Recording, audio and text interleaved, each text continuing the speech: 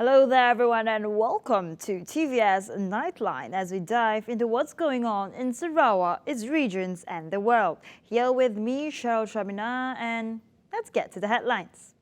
Now, top headlining story today, Malaysia reported a new record of 3,027 positive COVID-19 cases, the highest ever recorded. Now, Johor recorded the highest with 1,103 cases, followed by Selangor with 706 cases and Sabah with 493 cases. Meanwhile, this is the first time Johor recorded the highest number of cases.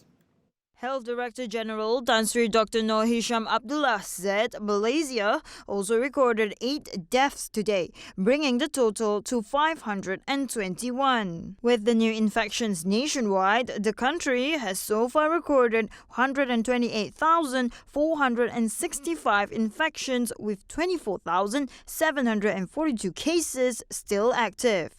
The new Kranji Tabuan cluster emerged. Meanwhile, Sarawak cases rose to double digits with 14 new cases, where 9 of the cases were local infections. With the latest figure, the state's cumulative number now stands at 1,180 cases. Half of the cases recorded today were in Kuching, while Sibu had 3, Sri Aman with 2, and Miri and Pusa 1 each.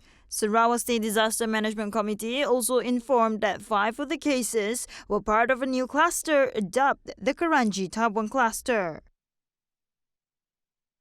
Meanwhile, the Employees Provident Fund, or EPF, has approved a total of 2.5 million out of 3.88 million applications for the I-Sinar under Category 1 with a total of 19.62 billion ringgit on January 4, 2021. Now, EPF said in a statement with the first month's payout amounting to 10.7 billion ringgit, which will be made in stages from January 5. It noted that out of the total 3.88 million applications received, 701 were not approved due to various reasons, including non-matching bank account numbers and applications made on behalf of deceased members, or members being able to make total withdrawals from account 1 under the existing 55-year-old facility. The process of reviewing new and appeal applications of Bantuan Prihatin Nasional, or commonly known as BPN 2.0, is underway. Now, the fulfillment of the first phase of BPN 2.0 through BSN for those whose accounts are failed to be credited is still ongoing. The government will announce the date of payment of the second phase of Bantuan Prihatin Nasional, or BPN 2.0, soon. Finance Minister Tengku Datuk Seri Zafrul Abdul Aziz said it would be also announced in the near future the new applications and approved appeals. These are expected to be channeled starting this month. Meanwhile, the reviewing of new applications on the Prihatin Special Grant 2.0 is in the process of cross-checking between the Inland Revenue Board of Malaysia and the local authority. The results will be announced in the near future. As we dive into the local sector, Sri Aman is famous for its agricultural sector, and while earlier plantation was done in a smaller scale, now it is made massive and systematic. Now, among the more popular plantation in Sri Aman is the Rambutan Anak Sekolah, or R191. Over 100 hectares of the area of Sri Aman will cover the plantation of Rambutan Anak Sekolah. This variation was chosen due to its convenience to plant, the capacity of fruition, and its taste. Among the villages that benefited from this scheme is the Longhouse of Maria Anak Lutang, Kampung Sengelau, Sri Aman. According to their Longhouse chief, the implementation of the integrated plantation includes an area as wide as 80 acres, which has successfully improved the quality and yield of the fruit. Dari dulu sekarang ya berbuah. Tidak dijual, orang tidak mau beli. Bukan kumban orang buah kampung. Jadi kedua kali kami jual gagak dekat sini, bakal bungai. Ya baru dah bisa beli, badah kalau si bau lici, mutan lici, boleh orang beli. Apart from the plantation support, participants were also trained on the methods of tree rehabilitation to increase its lifespan and productivity. Such assistance includes cutting work, replanting, drainage, and fertilizer. This allows the rambutan to be sold in other markets, including Semenanjung, Malaysia. For the record, the Federal Agricultural Marketing Authority, or FAMA, had exported the Sri Aman's rambutan anak sekolah to overseas market, which amounted to 800 kilograms to Dubai, 900 kilograms to the Netherlands, and 700 kilograms to China. Meanwhile, the Sarawak State Legislative Assembly, Semanggang Dato' Francis Harden Hollis said the rambutan from Kampung Segalau has successfully entered the market in Semenanjung, Malaysia. So now, pihak farmer bersetuju mau ambil buah ni. Sebab some quality one, grade A dia nak export pergi Semenanjung. B untuk pasaran kita punya, especially the local hotel. And then C go to market. But farmer will help them to do the marketing. Tidak susah. Now, the government continues to be committed to implement various development programs following the provisions provided.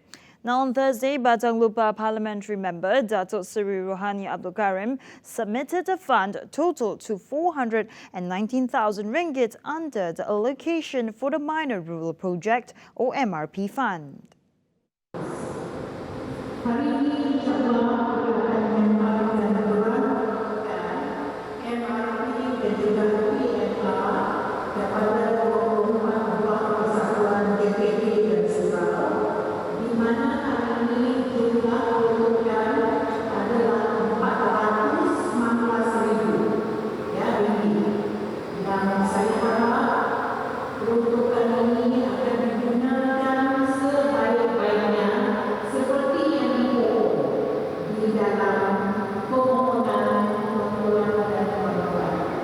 The delivery of the grant is for drainage repair, road upgrade, kindergarten repair, building of jetty, roof repair, and financing of the building of astaka and school courts. Meanwhile, residents from Kampong Mambai were grateful because the construction of the freshwater fisheries jetty would make it easier for fishermen to operate with a grant totaled up to 25,000 ringgit. Ini saya mau mula sebab kini tu dia orang susah mau ambil udang. Nangkap udang pun susah sebab jalan jetty sih ada. Bagi jalan si tahu madah lah sebab jalan lumpur pasir. Sebab pasir kelalu gila lumpur tidak susah mau naik kalau air kecil. Kalau air besar. Through that ceremony, the people continued to follow the standard operating procedures provided, especially when the recovery movement control orders are still being enforced. He also adds that the implementation of the SOP is for the safety and good of one another. A good news as a new concrete pier will be built for the dock in Kabong under the Rural Transformation Project of Kabong Assemblyman Mohammad Shikader. Now the construction will begin in the near future and will cost around 500,000 ringgit. Meanwhile, another project to be implemented will be the old bridge near Kabong Muslim Cemetery. One of the listed initiatives in the Rural Transformation Project, the 300,000 ringgit bridge will have a fresh new look after being upgraded, which is expected to complete on June 25, 2021. Welcome back to the Nightline. The young Diputuan Agong Al-Sultan Abdullah Riayatuddin Al-Mustafa Bilal Shah took to the skies to observe the flood situation in Pahang. Now, His Majesty boarded the EC-725 helicopter of the Royal Malaysian Air Force from the Kuantan Air this morning at 9 a.m. Al-Sultan Abdullah is scheduled to land in Kuala Lipis to visit flood victims housed at two temporary relief centres at Sekolah Kebangsaan Clifford and at Sekolah Jenis Kebangsaan Chung Hua. After visiting Lipis, the young Diputuan Agong will depart for Mentakap and Temeloh to visit flood victims there. Yesterday, His Majesty drove himself from Istana Negara to the relief centres in a convoy that waded through the floodwaters which covered a stretch of the East Coast Expressway 1. He was accompanied by the Raja Pemaisuri Agong Tunku Hajah Azizah Aminah Maimunah Iskandaria. On to the next update, as the coming 12th Sarawak state election can be held even during the Recovery Movement Control Order or RMCO period. Now, if all parties work together and give full cooperation to comply with the new norms and the COVID-19 prevention guidelines. Now, as according to Election Commission EC Chairman Dato' Abdul Ghani Saleh. He said candidates are encouraged to campaign through social media instead of going from house to house or hosting gatherings to prevent the spread of COVID-19. He explained that this method is encouraged during the pandemic since it was also recommended by the Chini and Slim by-elections and Sabah state election respectively. He further stated that the 12th state election will be held on either March, April or May. If it is held in March, this would mean it will be during the RMCO period, which has been extended till March 31st this year. Alternatively, the election must be held within 60 days after the current term of the State Legislative Assembly Dun ends on June 6. As anticipated, University Malaysia Sarawak or UNIMAS has decided to allow final year students to be in campus physically to start their studies as early as 1st March.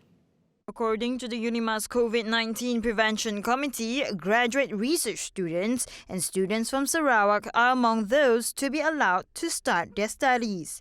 For the three categories stated, applications can be made online via entry.ia.unimas.my. On the other hand, students apart from the stated categories are advised to continue their studies online. Meanwhile, students from Semenanjung, Sabah and Labuan are required to undergo the mandatory quarantine and swab tests. The results were made after taking into consideration several aspects, including the facilities and student allocation according to the COVID-19 standard operating procedure. UNIMAS will not make any compromise in the effort to ensure the safety of their campus folks from the infection. Now, all airlines must only sell flight tickets according to the flight schedule approved by the State Disaster Management Committee. For the overall flight schedule, each airline is given a different flight timing in order to assist them to have a better passenger load for their flight. Airline flights frequency from Kuala Lumpur, Kota Kinabalu and Labuan to Cebu and Miri will be reduced from January 9 until further notice. Sarawak Minister of Transport Dato' Lee Kim Shin said the decision was based on the request for flight reduction received from the Cebu and Miri Division Disaster Management Committees. This is taking into consideration the limited number of hotel rooms available for quarantine purposes and the rising number of COVID-19 cases in Peninsular Malaysia and Sabah. Therefore, the public is advised to book or purchase flight tickets based on this SDMC latest approved flight schedule. Lee also reminded that all airlines not to cancel any flight last minute that had been approved by SDMC to avoid the unnecessary problem to the public. Meanwhile, the Sarawak Health Ministry's objective of finding volunteers to take part in the COVID-19 vaccine-related research has been positively received by the public. These are their reactions.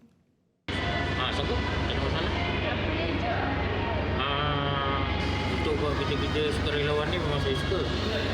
Lagi satu, Eli dapat membantu. Untuk tahu keberkesanan vaksin tu okey ke tak okey ke. Ya, itu saja. Disebabkan oleh Ketua Menteri Sarawak menyatakan bahawa disebabkan Ketua Menteri Sarawak menyatakan bahawa dia akan memberi vaksin percuma kepada 400 orang. So saya sedialah menjadi sukarelawan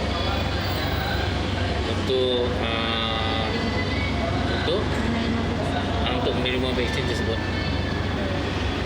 Pasal vaksin itu lah, bagi kami sanggup volunteer lah. Sebab apa? Mungkin banyak orang siapa yang nak volunteer untuk kami? Kan kami kata kami je lah. Majoriti orang wajar kadang-kadang suka kami risiko. Kalau orang tua jarang. Ya. Ya, buat salah sikit juga untuk buka mata orang lah. Supaya orang percaya kalau yang cuma kasih pakai network pun banyak kontroversi juga dalam laman sosial lah. Tidak bagi kami dalam cuma pun.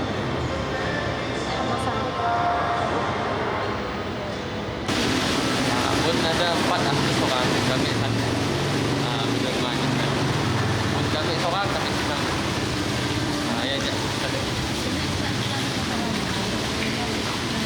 Sebab itu selalu tinggi lah orang tinggi. Pun tempat artis orang nanti jadi selalu tinggi lah. Dah bagus lah. Dan semua jadi supaya apa jadi sebut. Cuma aja.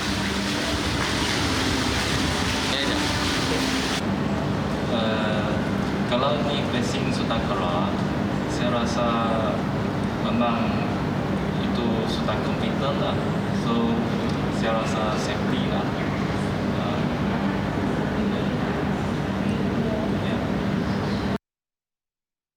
Good news as 150,000 households will be given an e-rebate through the purchase of an energy-efficient refrigerator and air conditioner this year. Now, the e-rebate of 200 ringgit with an allocation of 30 million ringgit is approved under the 2021 budget. Minister of Energy and Natural Resource Datuk Dr. Shamsul Anwar Nasara said the purchase of locally made 4 or 5-star energy efficient refrigerators and air conditioners, or those manufactured and certified by SIRIM or its equivalent in Malaysia, will be eligible for the e-rebate. The initiative is under the Sustainability Achieved via Energy Efficiency 2.0 program. Consumers or owners of electrical accounts registered with electrical utility companies such as Tenaga Nasional Berhad, Sabah Electricity Sendirian Berhad, Sarawak Energy Berhad, and Nur Power are encouraged to apply. Applicants can obtain e-rebates by bringing the latest electricity bill to make a physical purchase at an electrical shop or supermarket registered under the SAVE 2.0 program. In addition, another way to apply for the e-rebates is through an online purchase from a recognized e-commerce platform. For more information, please refer to the official website of Sarawak Energy. Hello there, everyone, and welcome back.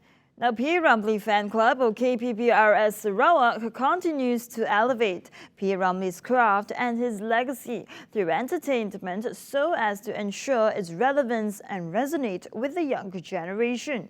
Now, Club President Datuk Dr. Adi Badio Zaman said P. Ramlee was no mere artist, but also a cultural icon, an intellectual and a social critic.